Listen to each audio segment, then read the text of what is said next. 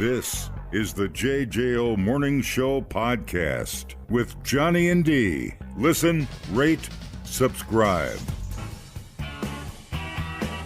Oh, yeah. Trixie, Trixie. Oh, yeah. She's got your beer now. Yeah. Trixie, Trixie. Oh, yeah. She's got your beer now. Yeah. Six packs and growlers and bombers of ale. Let her mix and match them, there's no room to fail. Located out on East Washington. Trixie's is the place for all your winter fun. I said, Trixie. Oh, yeah. Well, she's got to Played the extended version of Trixie this morning, courtesy of 1G Bear. Welcome, Trixie. Oh, wait. Oh, hi. There it is. We're like 8 people sharing microphones. I know, right? How's it going? Good to see you. So good. Good to see you, too. Saw you playing some pinball last night. It was fun. I'm getting a little better. What's your favorite pinball? I mean, I don't even know yet, which is kind of embarrassing because Chris is like a pinball fanatic and is setting up, like, I don't know, he wants to, like, teach how to play certain games and, like, you know, the super big nerd out stuff. So I'm really trying. I think it's fun. I love playing pinball, but I'm not going to claim I'm good. Pinball's like trying to learn to shoot pool. It's just time served. You just have to get the touch and pick your spots. I'm getting there. Yeah, I know. It's fun to learn, though. It is fun. We used to have a pinball machine that was upstairs here, and it was free for employees. And it was a trap. I knew it was a trap the whole time because they waited to see who had the top scores all the time because you knew they were putting time in. And it was you, and it was Stick. And Stick is fine because he got his work done. You were showing up late to staff meetings. I forgot there were staff meetings. I missed the whole staff. It was the Metallica pinball, and I missed the whole staff So the pinball's meeting. not here anymore is what I'm gathering? It was swiftly removed. Not that I add to a staff meeting at all. What have I ever added to a staff meeting? Hey, you guys, is there beer there? Okay, meeting over. The point for you is probably just to listen and know what's coming up. Is Metallica at Aftershock? No. Oh, well. No, maybe that's one that we have to put on our list. It's fantastic. The soundtrack to the machine is fantastic. I played the Ninja Turtle one last night. That was fun because like the pizza slice spins the balls. Yeah. That was kind of fun to look at. But, you know, that's as nerdy as I get with it. I think they look really pretty. I still think Addams Family is the standard for pinball excellence. The Addams Family? Yeah. We've got that one. That one's fun too. It's the middle levitation that does it. All right, we'll invite. We have friends here. What do we got here? What's going on? We have friends from Working Draft here. We've got Clint, Miranda, and Heather with us, and I'm so excited because neighbor brewers in Madison, and awesome beer, and I'm excited. Yeah. We're going to try. Say hello. We're going to explore the menu of Working Draft. Give us some history on Working Draft. Who, what, where, why, and what'd you wait so long for? Yeah, we opened in March of 2018. So we're actually coming up on our 5th anniversary, which is super exciting. A bunch of friends worked at the homebrew shop in town, Wine Hop Shop. Decided we wanted to open a brewery together. I was working in breweries in the area. They asked me to be a part of it. Here we are, just making beers. We were talking off the air, and I said by the time this is interviews open, 2 more breweries will open up in Madison. What's your competitive plan? I mean, there's so much good beer in this town. How do you different? I mean, clearly the beer is delicious. We'll get to that part. But I mean, what's the outside forces that make you? How do you compete, I guess, is what I'm asking. Well, we specialize in beer-flavored beer. It's this novel approach that not anybody's doing these days. So, can you explain that? Everybody likes to make beer that tastes like juice and child's beverages. And we make beer that tastes like beer. So, From the old country. We'll explain that as we go through these beers. Tell everybody where you are. We are on East Wilson Street, right across from McPike Park. So we're like a block off Willie Street, kind of near East Side, close to like the Co-op and Weary Traveler. The heart of Madison. I think so. My buddy had leftover sushi from Tokyo Sushi. Have you had that? I have. I thought it was solid. It was I good. haven't had leftover Tokyo sushi. Well, we reheated it. You're going to do it for like 12 seconds. You don't want to get it too gooey. You heated your sushi? Well, we microwaved it. It was in the fridge. It was cold.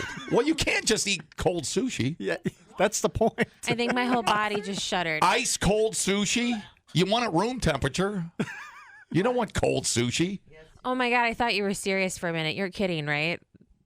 They don't serve sushi cold. What are you talking about? It comes at room temperature. Help me out here. Bizarro World?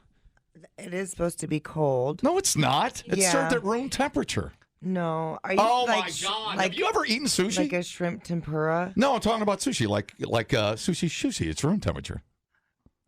I do know that when the health inspector goes through to the sushi cooler in Right. Woodman's, it Right. needs to be a certain It's- temperature, and that temperature is Right. not room. Right. When after they make it, it comes out of the little cooler, and then they make it. Thank you for explaining it and then that they- way. They microwave it. And then they don't. And then it comes to room temperature as it's sitting there and comes to your table. It warms up a little bit. You don't want cold sushi. Oh my God. Johnny lets You the should sushi open always up a little want bit. Are cold you sushi. are you Yeah. heathens? Yeah. Are you heathens? I guess so. That's a very weird argument you just made. Okay. I've never had cold sushi in my life. That's really strange. Not I to can't believe you live this long. not to the point where Then you're. he's getting the basic stuff that's like, I'm talking about sushi red, dude. It comes at room temperature. It's not cold. Let's talk about beer. Well, you're pissing me off. right now you're drinking a beer, Oh, what kind of beer we got? and it's called Keep 'em Honest. And I really like this one. Have you drank it? He's letting it warm up first. I think that's loosely. I know, right? Thank you. Is it that can? No, this is one we're So gonna this one is have at tap Aftershock. only. This one's gonna be tap only at Aftershock Arcade. And I think we had it last night. Actually, I snuck one before Nice. we opened this morning. I'll admit it. So Yeah, this is kind of like the classic beer flavored beer. What's it called again? Keep 'em Honest is the name of the beer, but it's a German style Helles or a Munich Helles. Gotcha. Gotcha. It's like a hint of lemon in there somewhere? Sure, yeah. You can get a little bit of lemon from the hops in there. It's nice. We're use some Czech barley. We super traditional, straightforward. Like I said, beer flavored beer. Just have some balance, be dry with a little bit of maltiness, but drinkable. It's one of the classics. Yeah. Delicious. Boy, is that refreshing. It's, I didn't have solid. this in my six to taste for some reason, but it is boy, super light and refreshing, yeah, and I it is like like only 4.8% alcohol too, so very drinkable. Yeah. like Crusher. Yeah, it's a crusher. It's very approachable, and like there's just enough malt in here too for an awesome balance. I love the balance of this one. So it's got that little hop in there, Yeah. but like nothing's overdone. So very drinkable. I could see Love it. myself putting down a big pizza with this beer. Yep. Totally. That would Oh my, that is delicious. I didn't have this. This might be my new favorite. I was on the amber tip. Now I'm back. Now I'm at the Helles tip. Plain Ninja Turtle pinball, Ooh, keeps you light on your feet. right? Yeah, that's right. All right, delish. What's our next one? All right, so our next one is To Those Who Wait, Czech Style Pilsner. This one was my favorite one. Same. This Nice. one was my favorite one by far. And you read that and you think it's going to be very basic. And don't get me wrong, it's very straightforward. It's exactly what it needs to be. But I just really love the crispiness to this. I could have drank this one all night. Yeah. Listen, one thing I really liked too about the packaging is the tasting notes on the side. That's fantastic because it did help me pair for Feed the Resistance, this other segment that I do. But I love that you have that information on there. Now, that being said, this beer, I like the little bite that's at the end of it.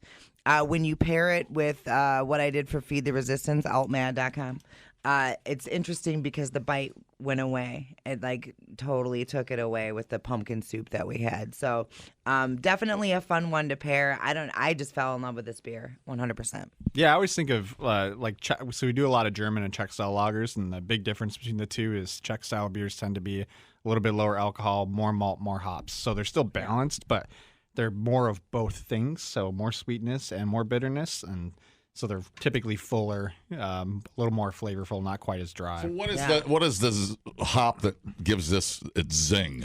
This is Czech Saz, so that's like the most popular hop they grow in Czechia. Native hop. Yeah, it's a native hop. They're very, very proud of it. They pretty much feature it exclusively in a lot of their beers. Most Czech brewers are using a ton of Czech Saz.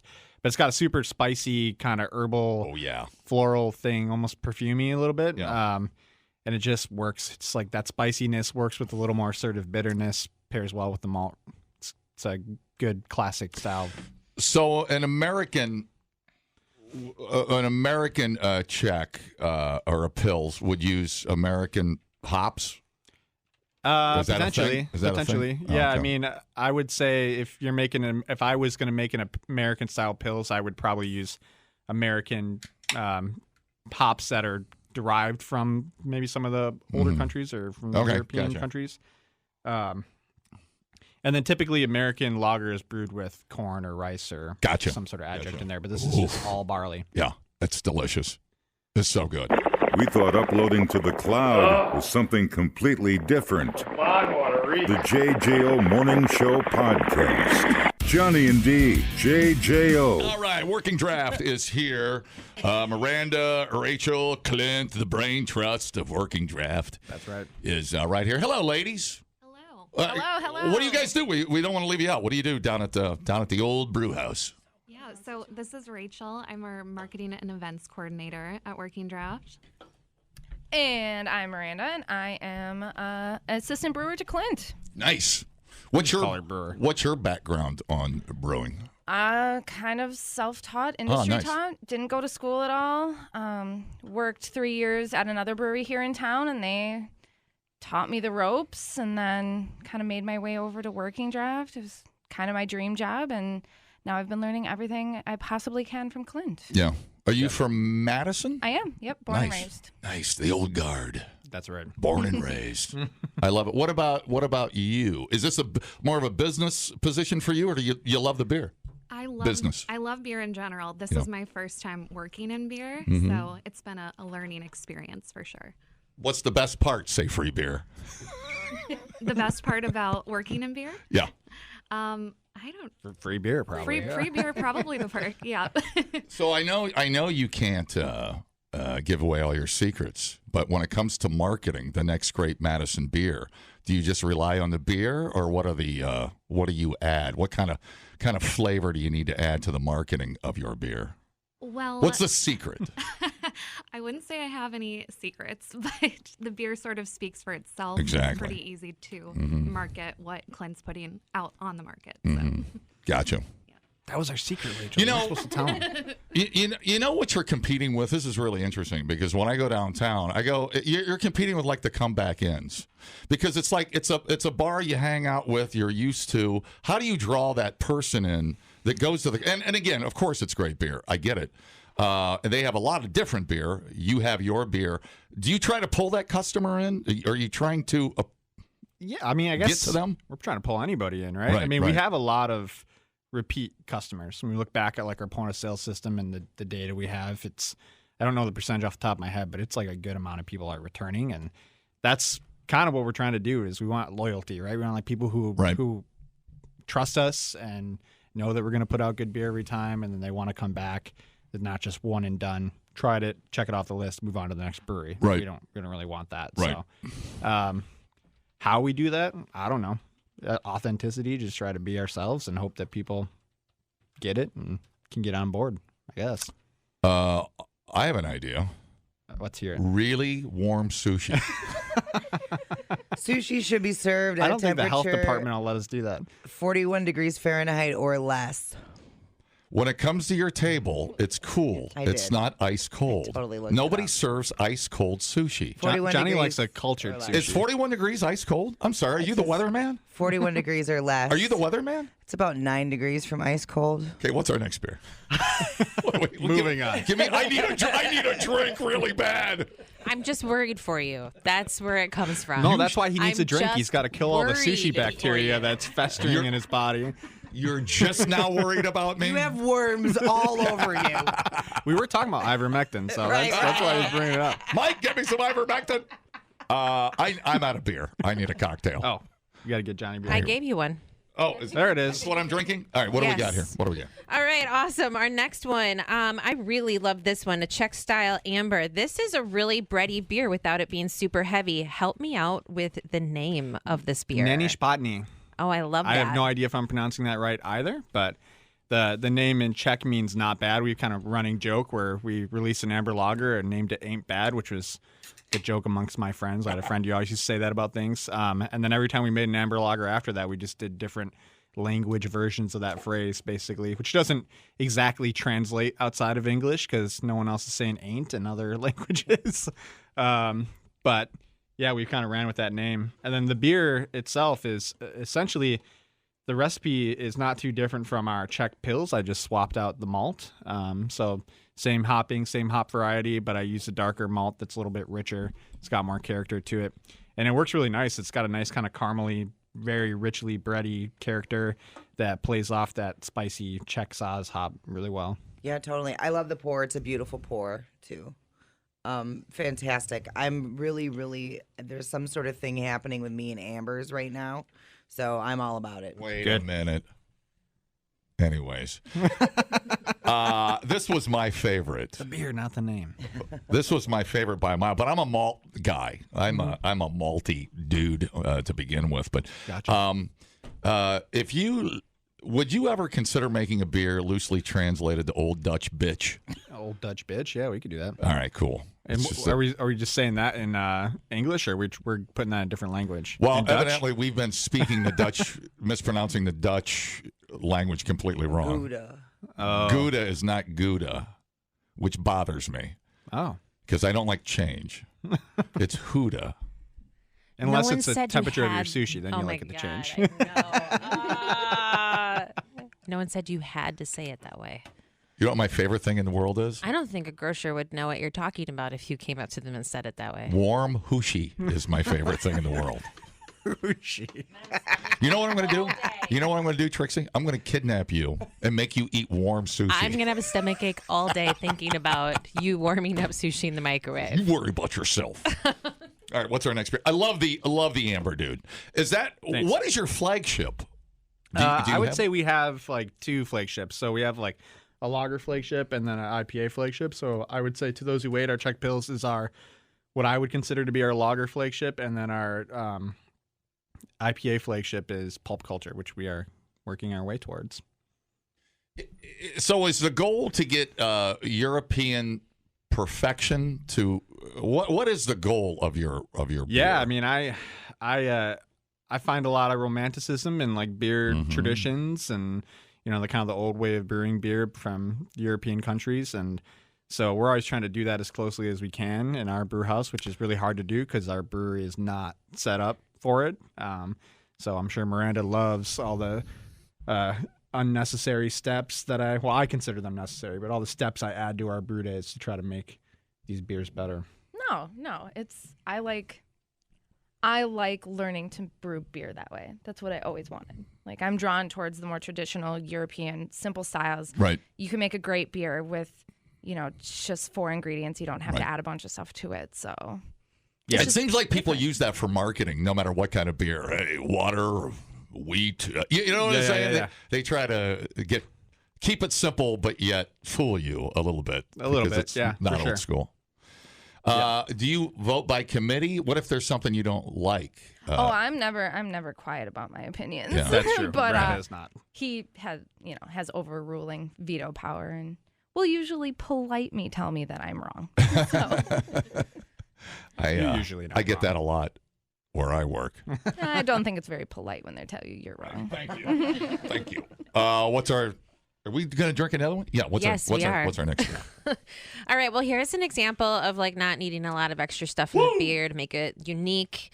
This one is super unique. So this is called Foresight. It's New Zealand style Pilsner at 4.8% alcohol. And I think that this really kind of like speaks to the produce going in to the beers is what really makes the huge difference on taste, and just like where you buy it from, what styles. So tell me more about what you added in here, because this is a really unique styled Pilsner. Yeah, so this one essentially we make like a German style Pils, but the big difference is we we use New Zealand hop varieties. And so this hop farm that we get our hops from actually has kind of a cool story. So it's this woman, Susan Wheeler, who was working in the wine industry. She's a New Zealand native.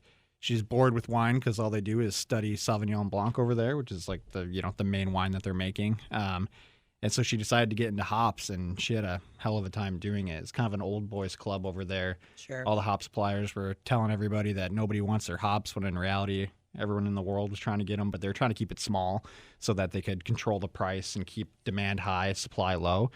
And she went for it. She got some big money backers, fought all these legal battles to get the rights to try to grow these hops, and now she's got the largest hop farm in New Zealand. That's awesome. Yeah, so she's a total badass. We actually have a beer coming out a couple months that is a collab with them, and is named Dr. Punk because she has her doctorate, and she was a punk back in the day. So she's got all these pictures of her with a huge mohawk and stuff. She's really cool. But the hops that we use are from her hop farm, so it's Hop Revolution, and we use New Zealand Nelson Sauvin and Rawaka hops, and they have a very distinct kind of like grassy tropical fruit flavor that adds something really cool to this beer. It's like I don't know, just like tropical fruit is big tropical fruit punch and a nice dry clean lager.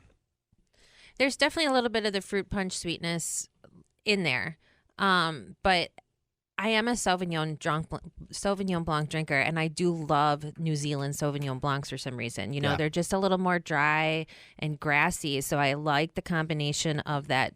It almost has that drier tone like a Sauvignon Blanc, but with a little like hint towards the other sweetness. It really balances it out. It's very unique. It's cool. It's kind of got some cool like kiwi grapefruit things going on. Yeah. I had no idea what to expect when I opened up this beer, and it was amazing from the get-go. I love the journey that it takes you on. But I don't know why. There's something that appeals to me. Like, it makes me almost think of, like, kind of like a Goes. I don't know if there's, like, a saltiness or something there that I'm getting, but I'm in love with this beer. Whatever's happening in my mouth is wonderful. Johnny's got something to say. Well, let's talk about your mouth for a couple of minutes. Your mom has no complaints. 20 years. I have a slideshow. Look up to the wall. I have a overhead set up. The New Zealand hop is really interesting. And by the way, when I drank mine, I feel like too warm when I drank it at home. It's better cold. Oh, now you're going cold. You shut up. You shut up. But this one is better cold. I can see that, yeah. Yeah, to me, I get so. more flavor when it's a little colder. Yep. But the New Zealand hop is really interesting. It sticks to the roof of your mouth. It's got staying power. It's not subtle, yeah. It's a really interesting hop. I love it, and I don't know if I have it much. Do we have it much? A New Zealand hop? I don't think so. It feels like we don't talk about it hardly at all. It's not the most common ingredient going into the beers. I think that's what makes this one so unique in my mind. Is, we don't run across that very often, and you can taste the difference. Yeah, you can. In the hop, it's delicious. Yeah, they're very unique. They have a very specific kind of flavor profile to them. Like all the hops from that country taste like nowhere else in the world has. Is it like? Is there inflation on hops? Is it expensive to get hops? There's an inflation on everything. Yeah. Okay, cool. Is that shipped in? How do you get hops here? Yeah, so they actually, that stuff, I think they ship the hops in bales as whole hop cones. Are not like fully processed yet over to a plant in Idaho, I think. Oh, really? They actually pelletize them and package them. New Zealand to Idaho to Madison. That's right. Very interesting journey. Yeah. I like it.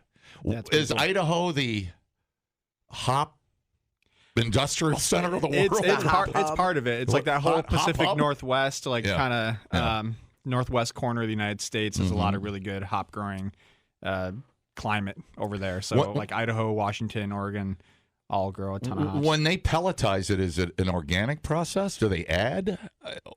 Do you know? Yeah, no, they're not adding anything. They're just grinding up the cones, and they dry them out, they grind them up, and then they run them through a mill that presses them into pellets, like rabbit food. Interesting. And they're easier to store that way, and they also disperse better when we use them in the brew house. Some people use whole cone hops, but you kind of have to have like a brewery that's set up for it to do it on the regular. But there's actually a lot of studies have shown that pelletized hops are work better. You get more out of them. Sure. Anyway, so that's a interesting journey for your beer. Yeah, to get all the way right here. Dumbing down your smartphone. One podcast at a time. Listen, rate, and subscribe to the JJO Morning Show podcast. Get up with Johnny and D. JJO. So our Trixie Pick 6. Trixie, go over how they can get our beer after the show today. All right, corner of East Wash and Oak Street. Look for the bright orange arrow for Trixie's Liquor. This week, the mix and match is going to be a slightly different. These are very high-quality 4-packs. So this week, we are going to be able to mix and match between the 4-packs of working draft beer. So we'll make up a 4-pack for you as long as all 4 are working draft, and we'll package it up that way. So just a little different. And then the first beer that we did, the Munich-style lager, Keep 'em Honest, is actually going to be on tap at Aftershock Arcade starting today in celebration of their 15th anniversary coming up. 15, I wish. yeah, Is it 5? 5. 5 year. Who told me 15? Feels I'm like going it's been home and 15. having a discussion. What are you pointing at me for? Because you warm up your sushi and the bacteria got to your brain. And you said 15 and then it stayed in my head. Wow. So we're blaming you for warming up your sushi. Well, you know what? The beer that I drink must be counteracting the worms because I feel great. You won't quit scooting your butt against the carpet, though. It's really weird. Well, he just got to have his glands expressed. That's a different issue. Yeah, get in there. Yeah. That means I like you. I don't know why you argue with me all the time. It's very weird. So Clint, Miranda, and Rachel, welcome from the working draft from downtown And Madison. 5 years is a big deal. Hell yeah. Oh, Yeah. I'm not saying it's not. Yeah, 5 years It is is a big deal. awesome. Are you guys doing anything coming up for that? Yeah, We are. we're actually doing like a whole weekend of events. So I'll let Rachel talk about the events, but from a beer release standpoint, Friday we're releasing. We kind of have themes to the days. So like Friday we're doing kind of more trendy, less beer flavored beer type stuff. So we're doing a double version of Pulp Culture, which we're going to taste in a little bit here. So not the double version, but we do a double version of that beer. That's our flagship every year for our anniversary. And then we're also remaking a batch of what we've named Pop Thickle, which is not beer. It's like a seltzer-based kind of smoothie thing that we made as we do these things called crew brews where our staff members get to pick what they want to make, and one of our former employees wanted to make this kind of smoothie seltzer thing, and it was shameful but delicious. And Right. so we're gonna make another batch of that, release that on Friday. And then we'll also have our Maibach. That one's a little bit of an outlier for Friday. But then Saturday, we're releasing our 5th anniversary pills. So a brand new Pilsner we brewed just for the anniversary. Nice. As well as our Doppelbock, which actually won a gold medal at the Great American Beer Festival last year. Pow. First time that beer's been back since it won a medal. That's exciting. And then we also did a collaboration with our friends at Wisconsin Brewing Company, or Lake Louie now. So went and brewed with Kirby at their new little brewery at the baseball park in Oconomowoc. Oh, so cool. So it's fun. We made a sweet potato lager Oh, yum. that I named Spuds McKirby, much to Kirby's chagrin. That's awesome. amazing. Yeah. I love it. And then Sunday we are releasing a couple barrel aged beers. So we've done a couple years now, Bourbon Barrel Imperial Stout, and we held on to some of last year's. We got about 10 cases of it, and then we're going to package it this year's as well. So we'll do like a little bit of a vertical tasting between 2022, 2023 versions of that beer. I think that's it for beer releases. There'll be some other fun stuff sprinkled in there. I'm sure I'm forgetting something. Yeah. But yeah, over that entire weekend, March 3rd to the 5th, we're going to have a bunch of other awesome restaurants popping up each day. Ian's Pizza is going to actually be serving free slices on Friday night in the tap room. We're going to have some live music from local music duo Dearly Brewerly. So they're going to be playing music with some friends Friday night as well. So that'll kind of kick off the weekend. And then on Saturday, Bandit Tacos and Coffee will be serving food throughout the day as well. So we have some food in our stomachs with all the insane beer releases happening Drinking that that's going to be day. happening. Yep. And then on Sunday, we're going to have bloom pastries available, as well as having Rusty Dog Coffee pop up and join us for kind of a boozy brunch themed day as well, which will be really fun. We're also doing some sort of like auction too, right? And raising money for Goodman. Is that the plan? Yeah. So we announced on our social pages yesterday that we're going to be raffling off a brew experience with you, Clint. So that's going to be raffled off throughout the entire weekend. So you're winning a brew experience where you get to kind of sit in on planning a beer, brewing, and then you get to name the beer. You get to take a lot of it home. Just come tell me what you want to make, and I'll figure out how to make it for you. Make it basically in a fun way. Yeah. Yep. And then Ian's donated a $100 gift card to that winner. So the deal is you can basically purchase $10 raffle tickets, and each raffle ticket is one entry, and it's limit 10 per person. So everyone has a decent chance of winning this brew experience. And it, in the past, like we've done this personal brew experience for auctions for different charitable things, and they've gone for as much as like $1,500. So $100 to get to do that is pretty cheap, relatively speaking. Yeah, and everything is going back to the Goodman Community Center. So each purchase will go back to their various causes. They do a ton of great things in the community. So they were the natural choice for this raffle. So it's going to be fun. We're really looking forward to it. We are honored to have survived 5 years, and we couldn't have done it without the Madison community and everybody supporting us. So it's exciting. It speaks to the beer when you guys are still, rocking out the beer, especially after the opening up right before COVID and everything else. It speaks to the beer. So good for you guys. It sounds like an awesome weekend. Yeah, you guys should all come down. Yeah. It's going to be great. Tacos and beer. She said eat free Ian's Pizza. You don't hear that much on the radio every day. That's catchy. Yeah, that might catch on. Yeah. What better reason to come finally visit us, Johnny? Oh, she just called me out. I can't even believe it. All right, we have 2 beers left. All right, we're getting into the hazies. Bold font, all caps. Hazy India Pale Ale. What an awesome beer. Tell us about this one.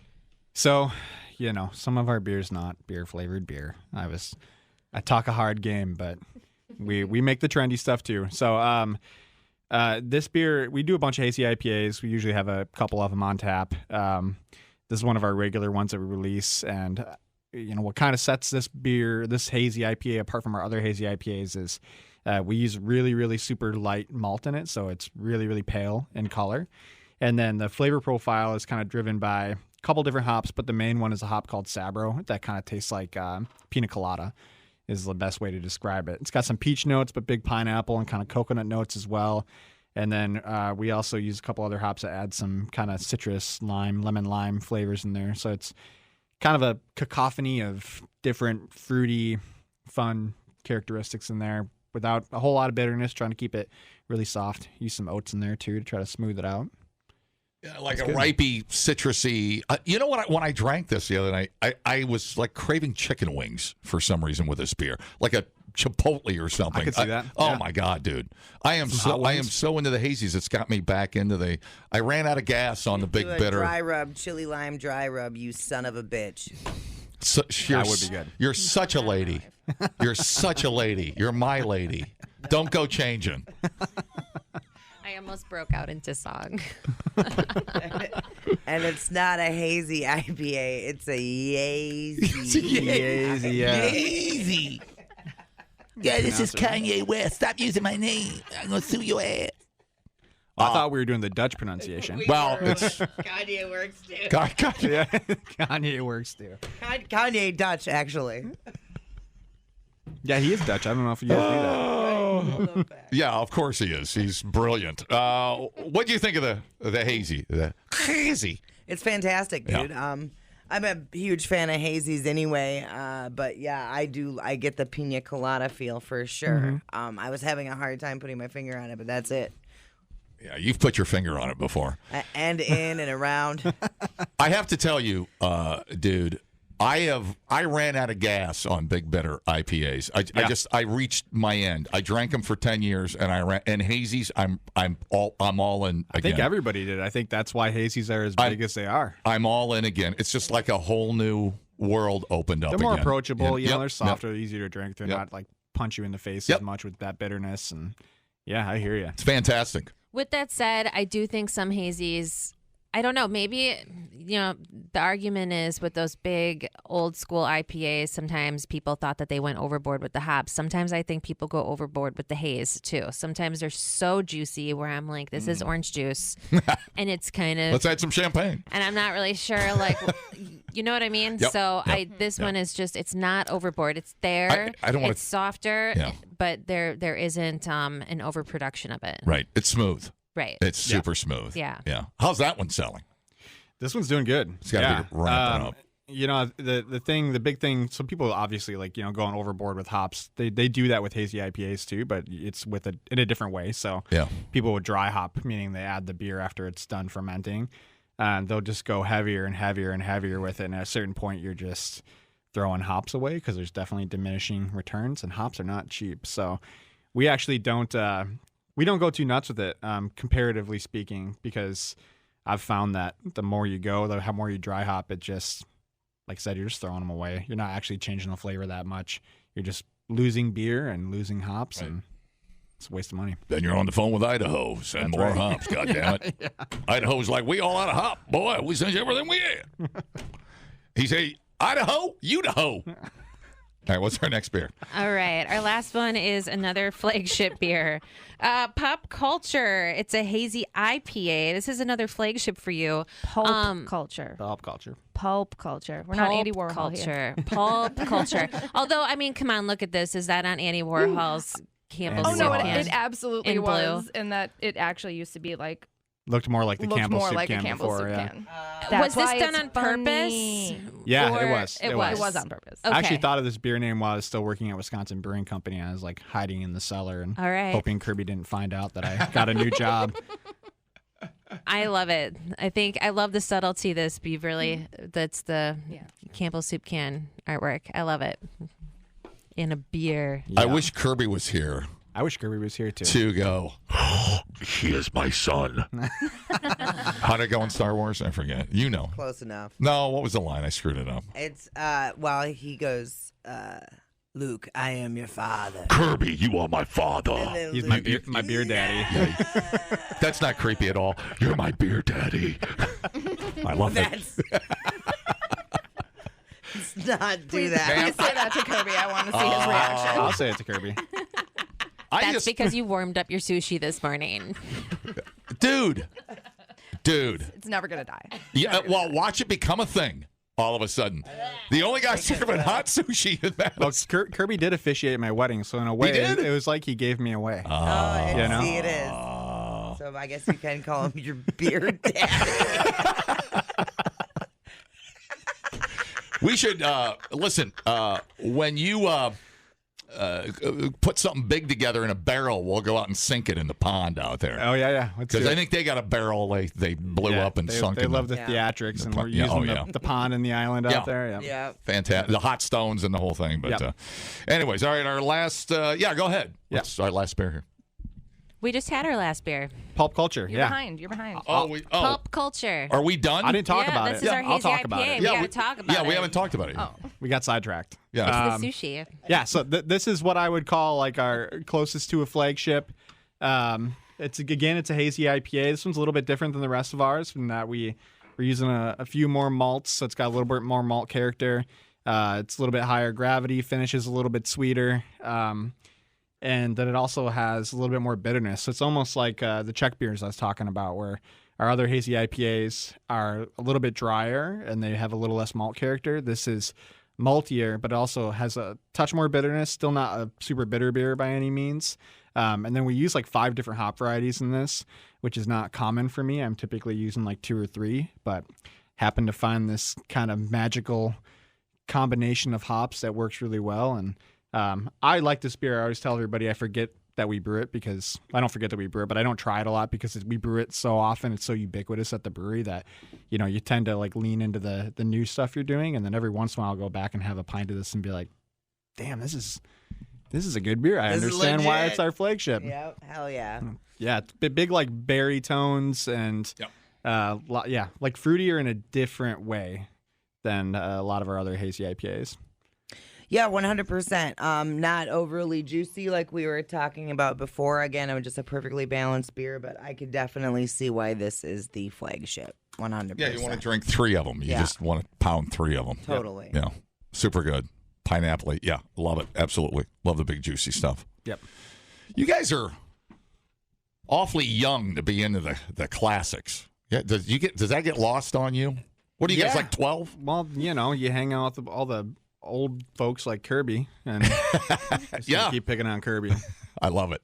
And he, makes you appreciate the someday more classic styles. Someday Kirby will make it too. Yeah, someday. Don't tell him I said that. Yeah.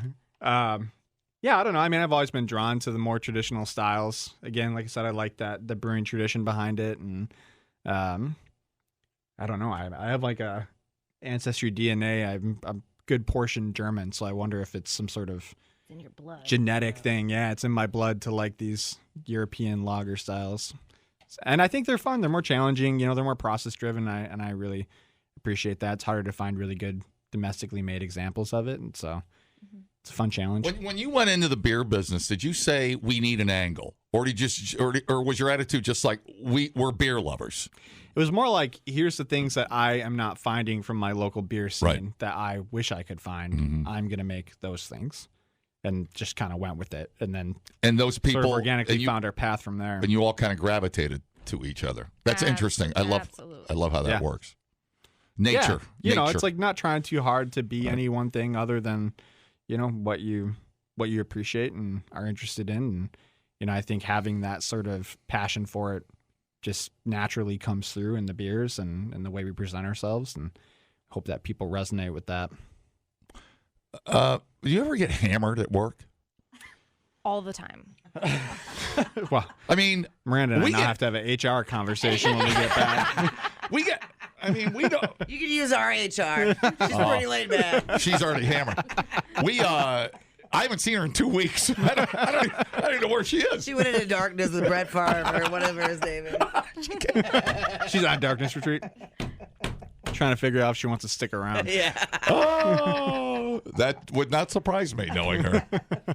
I mean, we drink a lot and we don't even make beer. How do you guys do it? How do you guys are fairly fit looking people. How do you do that? Oh, well, that's the sweaters. Jesus. That'd be a hot mess down it's there. It's an illusion. I mean, we're professionals. Thank you. You just say no more. Taper on no. Don't talk it away. It's the perfect answer. Yeah. It's the perfect answer. Well, it's great to meet you guys. Yeah. Congrats on 5 fun. years. Thanks for That's having us. super cool. Yeah. Everybody stop down. Clint, Miranda, the Rachel. Have you ever had the Rachel haircut? Can't say I have. I've had the same haircut since I was 12, so. I can see you have a hat on. I can't even see I would what haircut argue you have. that should then be called the Rachel. The Rachel. Right. Yeah. The new Rachel. Yeah. The new Rachel. I love it. All right. Where are you guys going to be in 5 years? Oh, God. Hopefully still in business. No, I'm just kidding. We're I don't know. It'll be interesting to see. Hopefully just continuing to do our thing, more of the same, just good stuff. You're in a small spot. As part of the success, being smart, not having a lot of overhead, big building, big payment, big staff. Yeah, you got to definitely have to be careful. You've seen a lot of breweries kind of go under playing that game. Right, so right. We're just trying to keep it slow and steady. And like I said, hope that people find us and become fans and stick around and have that kind of long-term sustainable growth instead of burning bright and dying young. Right. Tell them how to get on there one more time. So we're on East Wilson Street, 1129 East Wilson Street, right across the street from McPike Park, near east side of Madison. Block off Willie Street near Weary Traveler, Willie Street Co-op. Familiar with that neighborhood? Kind of in the thick of it, right off the bike path. Back there. Yep. Yeah, love it. Great to hang out with you guys. Yeah, this is fun. I love it. Look at that. Mad Towners. Yep. I love it. Love them. So thankful you guys came in. It was awesome. Yeah, it's fun. That's fun. Cool. Tell them how to get the beer, Trixie. We're ready to go. Yeah. Again, corner of East Washtenaw Street. Look for the bright orange arrow. We've got the mix and match set up with the working draft beer this week, and you guys can mix and match your own four-pack from them. And then check out the Aftershock Arcade to get the Keep 'em Honest and Pulp Culture Hazy IPA on tap. We'll see you down there, and it's this weekend or the weekends coming up here for you guys for that 5-year anniversary. Check them out. 3rd, 4th, and 5th. Yeah, 3rd, 4th, and 5th. It's sounds like an awesome setup that you guys have going on. What a great weekend. No matter what day you show up, it's going to be a good time. I didn't even check your website. You have a website? We do. www.workingdraftbeer.com. Awesome. All right, guys. We'll see you soon. All right. Thanks, guys. Thanks, Trixie. Good to see you. Thank you. The JJO Morning Show podcast with Johnny and D. Listen, rate, subscribe. Catch a new show every Monday through Friday, 6 till 10 a.m. on 94.1 JJO or streaming anywhere in the JJO app. Johnny and D. Nowhere but JJO.